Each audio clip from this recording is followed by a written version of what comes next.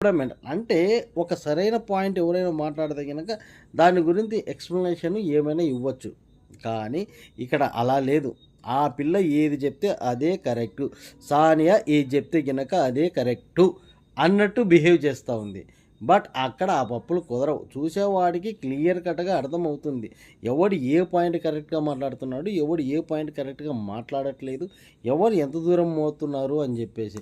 ప్రతిదీ కూడా డిమాండింగ్ చేసి, డామినేషన్ చేసి, ఈ 2 కుదరకుంటే గనుక బెదిరించి. బిగ్ బాస్ ఒకసారి గమనించాలి. హ్మ్. మన సానియా రౌడీజం చేస్తా ఉంది అక్కడ. అంటే పిచ్చి పిచ్చి మాటలు మాట్లాడొద్దు. అంటే ఆ పిల్ల సానియా సారీ కిరాక్ సీత ఏదో డిఫైన్ చేసుకొని తనను తాను తిట్టుకుంటూ పోతుంది.